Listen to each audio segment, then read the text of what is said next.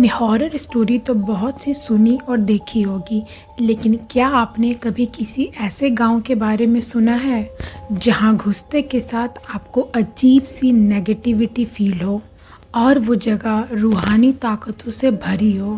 अचानक पीछे से किसी के कदमों की आहट सुनाई देने लगे और पलटने पर वो आहट हमेशा के लिए आपके अंदर समा जाए। अगर आप उस वक्त वहाँ होते तो क्या करते? वहाँ रुकते या फिर भाग जाते? अगर आप पूर्णिमा की रात में किसी गांव के अंधेरे रास्ते में खड़े हैं और अचानक से पीछे से किसी के कदमों की आहट सुनाई देने लगे, तो शायद आप उस गांव के गेस्ट नहीं, आप नेक्स्ट हो। और ये गांव है रायपुर। ये हॉरर स्टोरी मेदिनीपुर के एक गांव जिसका नाम रायपुर का है, जो कि वेस्ट बंगाल में पड़ती है। So hello everyone, welcome back to my channel. मैं आफरीन फिर से आ गई हूँ आप लोगों के लिए नए हॉरर पॉडकास्ट लेकर। ये हॉरर स्टोरी मेरे एक सब्सक्राइबर ने मुझे मेल किया था और उसने अपने एक फ्रेंड का रियल इंसिडेंट शेयर किया जो कि वेस्ट बंगाल में रहता था। उस सब्सक्राइबर ने मुझे रिक्वेस्ट की कि मैं उनकी ये हॉरर स्टोरी को शेयर करूं अपने वीडियो के थ्रू, और प्राइवेसी को मेंटेन करने के लिए उन्होंने अपने फ्रेंड का नाम रिवील करने नहीं बोला है, तो इसलिए मैं उनके फ्रेंड का नाम चेंज करके राघव कर देती हूँ। और अगर सच बताऊँ तो ये हॉरर स्टोरी, ये रियल इंसिडेंट अब तक का सबसे ज़्यादा डरावना और हॉरर स्टोरी बनने वाली है, क्योंकि ये स्टोरी इतनी ज़्यादा डरावनी और ख़तरनाक है कि इसको सुनने के बाद आपका डरना, आपके रोंगटे खड़े होने कन्फर्म है। ये स्टोरी तो मुझे भी पूरी तरह से डरा के रख दिया है, और ये मेल पढ़ने के टाइम पे ही मेरे गूज़बम्स आ रहे थे। मेरा डर से हालत ख़राब हो रहा था। अंधेरा क्या, मेरे तो लाइट्स में भी रोंगटे खड़े होने लगे थे। तो अब कहानी को करते हैं शुरू। कानों में हेडफोन्स लगाकर, लाइट ऑफ करके, डोर क्लोज करके आप डर को महसूस करने के लिए रेडी हो जाइए। और ऐसे ही हॉरर, हिस्टोरिकल और मिस्टीरियस पॉडकास्ट देखने के लिए मेरे चैनल को सब्सक्राइब कर दीजिएगा। तो अब कहानी को करते हैं शुरू। राघव वेस्ट बंगाल कोलकाता में रहता था और वो एक हॉरर डॉक्यूमेंट्री शूट करता था। राघव वेस्ट बंगाल कोलकाता का रहने वाला था और वो एक अर्बन एक्सप्लोरर था। वो हॉरर डॉक्यूमेंट्री शूट करता था, मीन्स हॉरर सीरीज़ बनाता था, और इसी सिलसिले में वो मेदिनीपुर के रायपुर में आया। गांव का नाम ही लोगों के लिए डर और सुपरस्टिशन का सिंबल था, इसलिए यहाँ के लोकल लोग बोलते हैं कि रात में यहाँ कभी मत आना, और अगर कभी पीछे से आवाज़ सुनाई दे तो कभी भी पीछे मत देखना, कभी भी पीछे मत देखना, क्योंकि रात अकेली है। राघव का इम्प्रेशन था, उसे ऐसा लगता था कि ये सारी बातें मिथ है। गांव वालों ने उस गांव के बारे में जो भी बातें बाहर में फैलाई है, या वो जो उस गांव के बारे में सुन रहा है, वो सब उसका वहम है, एक मिथ है, और लोग बस सुनी सुनाई बातों पर ही यकीन कर लेते हैं। और वो एक हॉरर एक्सप्लोरर तो था ही। इसी सिलसिले में वो शूट के लिए और इस बात को क्लैरिफाई करने के लिए कि क्या ये सच है या लोगों का बस एक मिथ है, ये देखने के लिए वो रायपुर के गांव में आता है। कोलकाता से राघव बस पर बैठकर रायपुर आता है और बस ने उसे शाम के 6 बजे रायपुर गांव पे उतार दिया है। वो जैसे ही गांव की सड़कों पर उतरता है, उसे एक अजीब सी ठंडी हवा उसके चेहरे पे महसूस होती है और उसे अजीब सी नेगेटिविटी फील होती है। जैसे ही राघव रास्ते से धीरे धीरे आगे बढ़ने लगता है, उसे ऐसा फील होता है जैसे कि रोड के दोनों ओर के पेड़ उसके साथ साथ चल रहे हैं और पेड़ की टहनियाँ अजीब तरह से हिलने लगी थी। राघव बहुत ही अजीब फील करने लगा उस गांव में एंट्री करते के साथ। ऐसा लग रहा था मानो वो पेड़ के साथ कोई इनविजिबल फिगर उसके साथ चल रही है। राघव बिल्कुल इग्नोर कर देता है इन सारी चीज़ों को और वो अपने शूट के लिए एक अच्छा प्लेस ढूंढने लगता है जहाँ से उस गांव का एक क्लियर और अच्छा शूट हो पाए। वो थोड़ा और आगे जाता है और एक खाली प्लेस, एक फील्ड टाइप का एरिया उसे नज़र आता है। राघव अपना ट्राइपॉड और कैमरा सेट करने लगता है। सेट करके जैसे ही वो कैमरा ऑन करके शूट स्टार्ट करता है, उसे पास की एक झोपड़ी से आवाज़ आती है, एक बूढ़ी और थकी हुई आवाज़, रिंकू रिंकू। राघव उस आवाज़ को बिल्कुल इग्नोर कर देता है और सोचता है कि हो सकता है कोई बुला रही होंगी, कोई आंटी अपने बच्चे को। तो वो इग्नोर करके अपना शूट ऑन करके शूट करने लगता है। चांदनी रात, चांद की रोशनी में गांव का व्यू बहुत ही खूबसूरत आता है और इसी खूबसूरती को शूट करने के लिए राघव ने कैमरा ऑन किया। चांद की रोशनी में पेड़ की परछाई, उसका शैडो, एक अजीब सा फील आ रहा था। अचानक से राघव के फेस से एक ठंडी हवा पास होती है और उसे ऐसा लगता है जैसे कि वो एक कोल्ड जगह में है, बिल्कुल ठंड जगह में है। चांद की रोशनी में पेड़ की परछाई अजीब तरह की बन रही थी, मानो कोई इनविजिबल फिगर है। अचानक से राघव के पीछे किसी के चलने की आवाज़ आने लगती है, जैसे कि किसी के कदमों की आहट, कोई उसके पीछे चल रहा है। राघव पीछे पलट के देखता है तो पीछे कोई नहीं होता है। फिर अचानक से राघव के कान के पास किसी के फुसफुसाने की आवाज़ आती है, जैसे कोई कुछ उससे कहना चाह रहा है, एक अजीब सी फुसफुसाहट। राघव को अब डर लगने लगता है। उसे भी अब ऐसा लगने लगता है कि शायद गांव वाले इस गांव के बारे में जो बोल रहे थे, कहीं ना कहीं उनकी बातों में सच्चाई है और वो इन सभी बातों को इग्नोर तो कर रहा था, लेकिन कहीं ना कहीं उसके अंदर में एक डर पैदा हो रहा था, एक अजीब सा डर। जैसे ही राघव को किसी के फुसफुसाने की आवाज़ आई, वो बिल्कुल डर गया और वो जल्दी से कैमरे में देखने लगा। अचानक से एक इनविजिबल फिगर, एक अजीब सी परछाई राघव के सामने से पार होती है। उस परछाई से राघव बिल्कुल डर जाता है। ऐसा लगता है जैसे कोई आत्मा उसके सामने से पार हुई।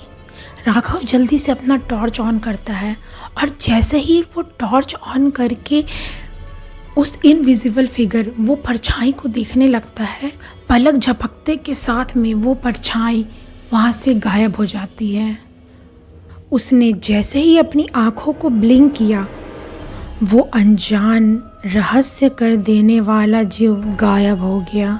फिर राघव ने अपने कैमरे में देखा तो उस कैमरे में एक अजीब सी वॉइस रिकॉर्डिंग थी। वीडियोस कुछ भी नहीं था, लेकिन एक वॉइस थी। फिर में एक स्ट्रेंज ब्रेथिंग साउंड, एक अजीब सी सांस और डरावनी सी आवाज़ थी जो कह रही थी, तुम्हारा नाम सुन लिया गया है और अब तुम मेरे गेस्ट हो। ये सुनते के साथ राघव बिल्कुल फ्रीज्ड हो गया, बिल्कुल ठंडा, और उसके रोंगटे खड़े हो गए। अजीब सी परछाई तो उसे दिख ही रही थी, लेकिन जब उसने ये आवाज़ सुना, उसका डर के मारे बॉडी बिल्कुल ठंडा हो गया और वो कैमरा उठाकर वहाँ से गिरते पड़ते भागा और ऐसा भागा कि फिर वो दोबारा वहाँ ना रुका और ना ही उसने पलट कर देखा। दौड़ते दौड़ते वो गांव में गया जहाँ पर कुछ लोग बैठकर बातें कर रहे थे और वो इतना ज़्यादा डर गया था कि उसके मुंह से आवाज़ नहीं आ रही थी। वो बिल्कुल हाँफ रहा था और हाँफते हाँफते वो उन लोगों को बोलने लगता है, भैया भैया भैया भैया, वहाँ पे कुछ है, वो उस ट्री के पास कुछ है, वो पेड़ के पास मैं खड़ा था और वहाँ पे ऐसा मुझे लग रहा था जैसे कोई मेरा पीछा कर रहा है, कोई मुझे कुछ बोल रहा है। मुझे बहुत डर लग रहा है भैया, मुझे बहुत डर लग रहा है। ऐसा लग रहा है जैसे कोई मेरे पीछे ही चल रहा है। वो बिल्कुल हाँफते हाँफते वो लोगों को ऐसे बताने लगता है। फिर उन लोगों ने राघव को बिल्कुल नॉर्मल किया, पानी पिलाया और उसे शांत बैठाया और उसने बोला कि तुम्हें डरने की कोई ज़रूरत नहीं है, अब हम लोग के पास हो ना, हम लोग के साथ हो, मत डरो, नॉर्मल हो जाओ, नॉर्मल हो जाओ।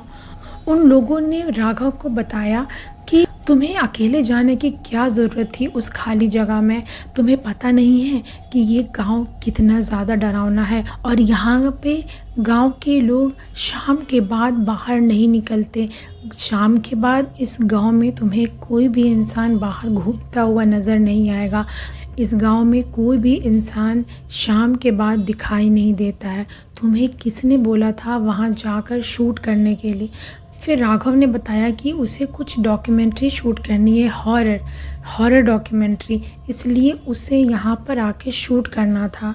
फिर उन्हीं में से एक भैया ने राघव को एक औरत के पास ले गए। वो औरत का नाम था पार्वती बारिक और पार्वती ने जो बताया उसे सुनने के बाद आप शॉक्ड हो जाएंगे। पार्वती ने राघव को बताया कि ये गांव एक कब्रिस्तान पर बसी हुई है।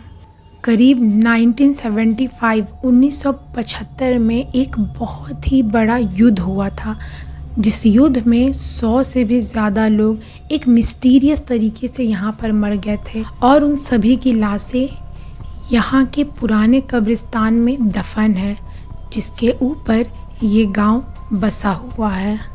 उनकी आवाज़ें और उनकी चीखें आज भी किसी को चैन से सोने नहीं देती हैं। राघव पार्वती की बात सुनकर बिल्कुल शॉक्ड था और डरे डरे अंदाज में वो पार्वती को देख रहा था और उसकी बातें सुन रहा था। फिर पार्वती राघव के पास आती है और उसे एक डायरी देती है। पार्वती राघव को डायरी देती है और उसको बोलती है, तुम्हारे सारे सवालों के जवाब इस डायरी में तुम्हें मिल जाएंगे।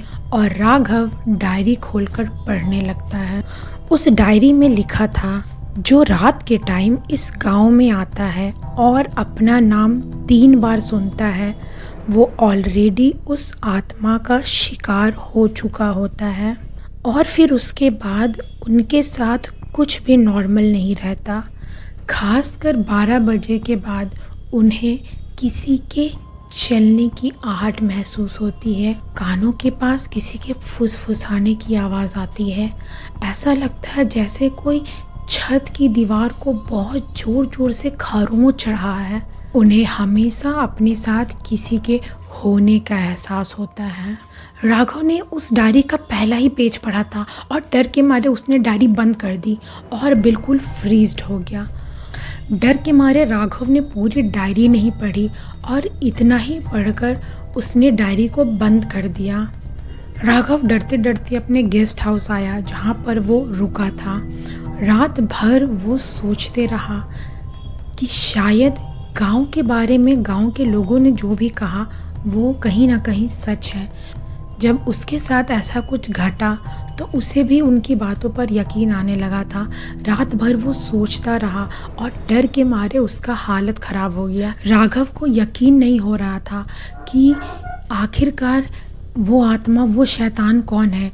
वो सोचने लगा कहीं वो पार्वती जिसने उसको ये सारी कहानी बताई और डायरी दिया, कहीं वो तो नहीं उसे फंसाने की कोशिश कर रही, या फिर वो भैया जिसने पार्वती से उसे मिलाया था, या सच में ये गांव भूतों और नेगेटिविटी से भरी हुई है। राघव रात भर इसी सोच में था कि जो उसके साथ हुआ वो सच में उसके साथ हुआ है या उसका वहम था। क्या सच में उसके पीछे से किसी के चलने की आवाज़ आ रही थी? क्या सच में उसके रिकॉर्डर में ऐसा कुछ रिकॉर्ड हुआ है?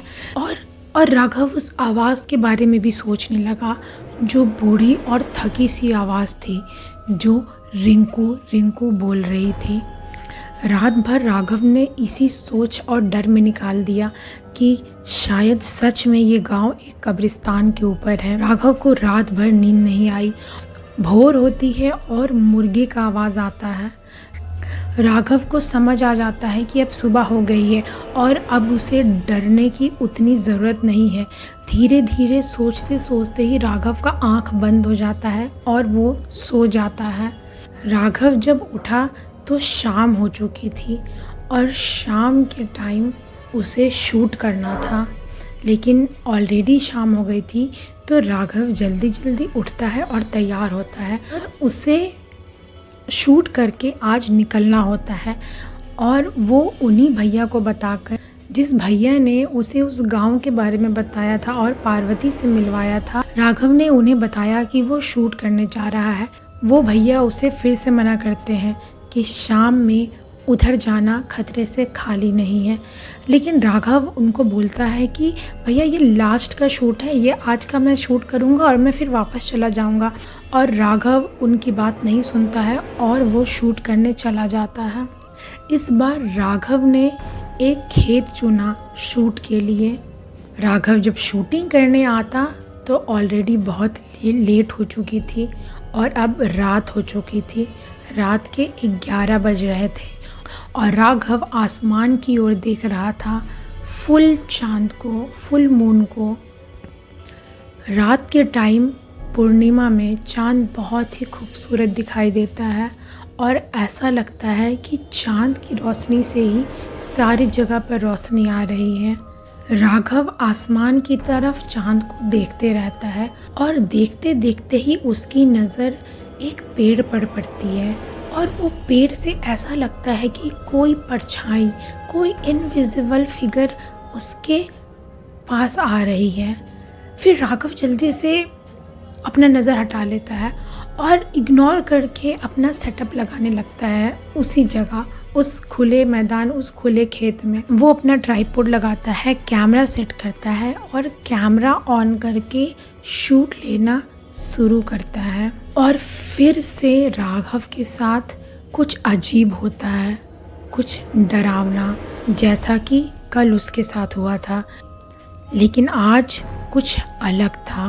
राघव देखते रहता है कैमरा में। अचानक से उसके पीछे से किसी के फुटप्रिंट्स, किसी के चलने की आहट आने लगती है। राघव पीछे पलटता है लेकिन पीछे कोई नहीं होता है। फिर अचानक से उसके कान में अजीब सा आवाज़ इको करने लगता है, बहुत सारा आवाज़। ऐसा लगता है कि कोई फुसफुसा रहा है, कोई कुछ बोल रहा है, तो तुम नहीं बचोगे, तुम हमारे गेस्ट हो। और फिर तुरंत दूसरा आवाज़ आने लगता है कि तुम हमारे गांव में आए हो, तुम्हें क्या लगता है कि तुम बच जाओगे। अजीब अजीब सा आवाज़ इको करने लगता है, जैसे कि एक टाइम पे बहुत सारे साउंड उसके कान में आने लगते हैं। वो बिल्कुल डर जाता है, डर के मारे चारों ओर देखने लगता है।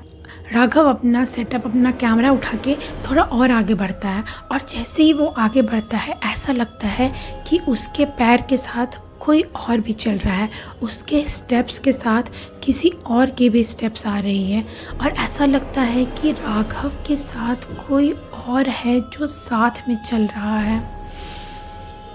राघव अपना कैमरा रखता है, अपना सेटअप रखता है। फिर एक अचानक से एक इनविजिबल फिगर, एक परछाई राघव के सामने आ जाती है। वो जल्दी जल्दी शूट करने लगता है। वो सोचता है कि जल्दी से शूट कर लेता हूँ और यहाँ से जल्दी से चला जाऊँगा। फिर राघव अपना कैमरा रखता है और कैमरे में वो शूट करना स्टार्ट करता है और जैसे ही वो कैमरे में देखता है एक इनविजिबल फिगर, एक परछाई झोपड़ी के ऊपर पड़ने लगती है। कर वो कैमरे से नज़र हटाकर देखता है तो सच में दूर एक झोपड़ी के सामने एक इनविजिबल, एक काला परछाई धीरे धीरे बड़ा होने लगता है और राघव बिल्कुल एक टक से उस परछाई को देखने लगता है। वो परछाई धीरे धीरे लंबी होते जाती है, लंबी होते जाती है और लंबी होते जाती है। राघव उस परछाई को देखते रह जाता है और जहाँ तक राघव की नज़रें जाती हैं वहाँ तक वो साया और इनविजिबल फिगर, वो परछाई लंबी होते जाती है। राघव डर के मारे अपनी आंखें बंद करने लगता है और जल्दी से अपना टॉर्च उठाता है और टॉर्च उठाकर वहाँ पे उस परछाई के ऊपर डालता है। वो परछाई गायब हो जाती है और अचानक से उसके सामने किसी के कूदने का आवाज़ आता है, जैसे कि उसके सामने वो इनविजिबल फिगर कूद गई। और जैसे ही वो इनविजिबल फिगर, वो परछाई उसके पास कूदती है, राघव का टॉर्च उसके हाथ से गिर जाता है। और जैसे ही टॉर्च गिरती है, राघव बिल्कुल डर जाता है और उसके कैमरे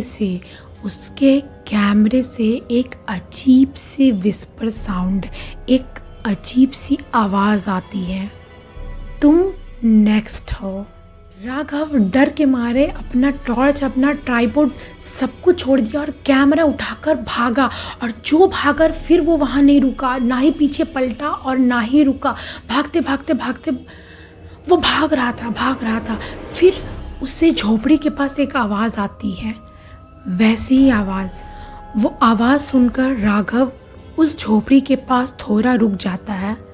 फिर से उस झोपड़ी के पास वही थकी हुई और बूढ़ी आवाज़ आती है, रिंकू रिंकू रिंकू। राघव उस आवाज़ को सुन के थोड़ा देर रुक जाता है और रुकने के बाद से वो उस झोपड़ी में थोड़ा देखता है। उसे लगता है कि कोई बूढ़ी औरत होगी जो अपने छोटे बच्चे को किसी को बुला रही है। और वो ऐसा आवाज़ सुनने के बाद से फिर से वहाँ से भागना स्टार्ट करता है। वहाँ से वो भागते वो ऐसा भागता है, वो डायरेक्टली अपने गेस्ट हाउस में आता है और गेस्ट हाउस में आकर वो चैन की सांस लेता है। इस बार राघव के साथ कुछ स्ट्रेंज हुआ था, कुछ अजीब सा।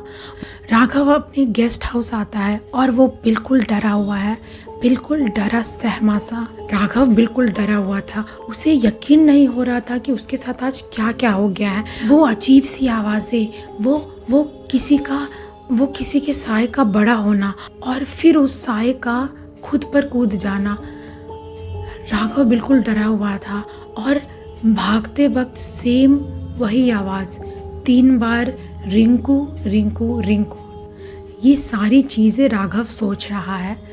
फिर राघव अपना डर, अपना कन्फ्यूज़न क्लियर करने के लिए वो कैमरा ऑन करता है। राघव ने उस कैमरे को ऑन किया तो वो बिल्कुल शॉक्ड हो गया। कैमरे में राघव की ही पिक्चर थी, राघव का ही शैडो फिगर था। दूसरा राघव खुद अपनी पिक्चर उस कैमरे में देख पा रहा था और वो जो उसकी पिक्चर थी जो कैमरे में दिख रही थी वो बिल्कुल अजीब सी थी। वो हल्का सा मुस्कुरा रही थी और राघव की परछाई, राघव खुद अपनी तस्वीर, अपना वीडियो उस कैमरे में देख रहा था और उस कैमरे में स्लोली अजीब से मुस्कुराता हुआ वो राघव बोलने लगा, अब तुम तो मेरे अंदर हो, तुम मेरे साए से बच नहीं सकते हो, तुम मेरे हर फुट स्टेप्स में हो, तुम्हारी हर कदम मेरी होगी। इतना देखते के साथ में राघव ने उस कैमरे को जल्दी से बंद कर दिया और रात भर वो भयानक डर में रहा। डर के मारे राघव ने उस कैमरे को अपने सूटकेस में पैक कर दिया और रात भर वो उसी डर में जीता रहा। गेस्ट हाउस के रूम में जब राघव चल रहा था तो ऐसा लग रहा था, उसे ऐसा फील हो रहा था कि उसके फुट स्टेप्स, उसके कदम के साथ में एक और कदम है, उसके कदमों के साथ में कोई और चल रहा है। वो 2 कदम बढ़ाता और उसे ऐसा लगता कि एक कदम किसी और का है। ऐसा लग रहा था जैसे उसके साथ कोई और भी चल रहा है, किसी और की भी कदम है, किसी और का भी साया उसके साथ हमेशा था। राघव रात भर सरवाइव करता है इसी डरावनी चीज़ों के साथ, किसी के फुसफुसाने की आवाज़, किसी के कदमों की आवाज़। लेकिन राघव को अभी तक कोई खरोच नहीं आई है। शायद उस आत्मा ने उसका नाम अभी तक नहीं लिया है। राघव रात भर बहुत मुश्किल से डर डर के सरवाइव करता है रूम के चारों तरफ उसे ऐसा फील होता है जैसे किसी की परछाई उसे देख रही है। कोई है जो उसके साथ में उसी रूम में है और उसके साथ ही हर कदम में वो उसके साथ है। रात भर राघव ने बहुत ही मुश्किल से गुजार लिया। वो रात भर सरवाइव कर लिया और अब सुबह होती है। राघव अपना सारा चीज़ पैक करता है और दोपहर की बस से ही वो यहाँ से निकलने का प्लान कर लेता है। जब सुबह राघव उस गांव को छोड़कर जाने लगता है तो उसे पता चलता है कि वो झोपड़ी जहाँ से उसने कल रिंकू रिंकू की आवाज़ सुनी थी, वहाँ पर वो रिंकू नाम का लड़का का डेथ हो जाता है। जब राघव उस झोपड़ी के पास पहुँचा तो उसने भी बताया कि हाँ, मैंने भी कल यहाँ पर रिंकू रिंकू आवाज़ सुना था, जो कि 3 बार रिंकू रिंकू कोई बूढ़ी सी औरत बोल रही थी। मुझे लगा कि कोई उसकी माँ होगी या कोई उसे बुला रही होगी। फिर उस गांव के भैया ने उसे बताया कि जो भी यहाँ पर अपना नाम 3 बार सुनता है वो हमेशा के लिए उस आत्मा का हो जाता है और आत्मा उसकी रूह को, उस इंसान की रूह को हमेशा के लिए लेकर अपने साथ चली जाती है। राघव 3 बजे दोपहर की बस लेकर हमेशा के लिए उस गांव को छोड़कर चला जाता है। राघव दोपहर को बस लेकर कोलकाता चला जाता है। लोगों को लगता है कि वो बच गया। लोगों को लगता है कि वहाँ की आत्माओं ने राघव को छोड़ दिया और राघव ने सही समय पर यहाँ से जाने का प्लान बना लिया और यहाँ से बच के वो निकल गया। लेकिन शायद ये लोगों का वहम था और सच यही ख़त्म नहीं होता है। 3 महीने के बाद राघव कोलकाता में अपने फ्लैट पर होता है। राघव अपने फ्लैट में था, शीशे के सामने खड़ा। रात के 2:13 हो रहे थे और राघव शीशे के सामने खड़ा था। उसकी दाढ़ी बढ़ी हुई थी और आंखों के नीचे गहरे काले घेरे थे। अचानक से उसके डोर पर आवाज़ आती है, ठक ठक ठक ठक। राघव बिल्कुल डर जाता है। वो बाथरूम से निकलता है और सोचने लगता है कि इतनी रात को, रात के 2:30 बजे अभी मेरे फ्लैट पर कौन आया होगा। उसके रूम का दरवाज़ा खुलता है और कोई इनविजिबल फिगर जिसके चलने की आवाज़ आती है और वो उसके रूम के अंदर आ जाता है। राघव चुपचाप से दरवाजे में देखता रहता है। उसे लगता है कि शायद कोई हेलुसिनेशन होगी। शायद अपने आप ये डोर खुल गया है। रिकॉर्डर जो उसने मेदिनीपुर गांव के बाद कभी यूज़ नहीं किया था, वो खुद ब खुद ऑन हो गया। एक आवाज़ आई। राघव अपने फ्लैट के दरवाजे पर देख रहा था। अचानक किसी के चलने की आवाज़ आती है, जैसे कोई उसके करीब आ रहा है। फिर वो आवाज़ रुक जाती है और एक क्लियर आवाज़ आती है, तुम वापस आ गए हो। राघव का गला सूख गया। उसने मिरर की तरफ देखा। रिफ्लेक्शन लेट मूव कर रही थी। उसका चेहरा, मिरर में उसकी परछाई थोड़ा धीरे धीरे मूव कर रही थी। उसका चेहरा थोड़ा ज़्यादा मुस्कुरा रहा था। मिरर में रिफ्लेक्शन ने धीरे से होंठ हिलाया और बोला, मैं आ चुका हूँ। राघव ने अपनी आंखें बंद कर ली और तब 3 बार बिल्कुल क्लियर उसका नाम, राघव राघव राघव। और अचानक से राघव के फ्लैट के बाहर से, उसके दरवाजे के पास से एक तेज़ हवा आती है और राघव को अपने साथ खींच के लेके चली जाती है। अगली सुबह राघव का फ्लैट खाली था और उसका दरवाज़ा खुला हुआ था। जब आस पड़ोस के लोगों ने वहां जाकर पता किया तो उसके रूम में बस एक रिकॉर्डर मिला और वो रिकॉर्डर ऑन था और उस रिकॉर्डर में एक रिकॉर्डिंग थी। लास्ट क्लिप में सिर्फ इतना दिख रहा था, राघव अंधेरे में खड़ा था और उसके पीछे 2 और शैडोज़ बन रहे थे। एक उसकी, एक थोड़ी लंबी और एक थोड़ी टेढ़ी, मतलब 3 राघव। कैमरा अचानक जूम करता है और शैडो सीधा कैमरे की लेंस की तरफ देखती है और एक धीमी सी आवाज़ आती है, अब ये तुम सुन रहे हो, ठक ठक ठक ठक। कुछ आवाज़ों को इग्नोर करना ही जिंदा रहने का तरीका होता है। अब रात में अगर कोई आपका नाम पुकारे तो याद रखना, पीछे मुड़ना ही सबसे बड़ी गलती होती है। पार्वती ने जो डायरी दी थी उसमें लास्ट लाइन लिखा हुआ था, अगर आप अपना नाम 3 बार सुनते हैं तो वो फुट स्टेप्स अंदर से शुरू हो जाती है और वो 3 फुट स्टेप्स बन जाती है। मतलब आपके साथ अब वो आत्मा भी चल रही है, आपके कदमों के साथ उस आत्मा के कदम भी चल रहे हैं। गाइज़, ये हॉरर स्टोरी ने तो मुझे अंदर से हिला के रख दिया और ये स्टोरी सुनने के बाद मैं तो पूरी तरह से डर चुकी हूँ।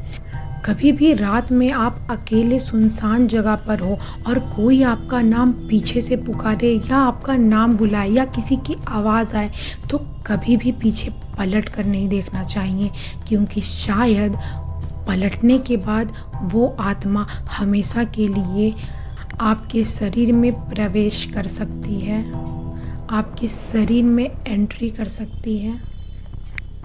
कहानी कैसी लगी मुझे कमेंट बॉक्स में ज़रूर बताइएगा और इस कहानी का बेस्ट पार्ट क्या लगा वो भी मुझे कमेंट कर दीजिएगा।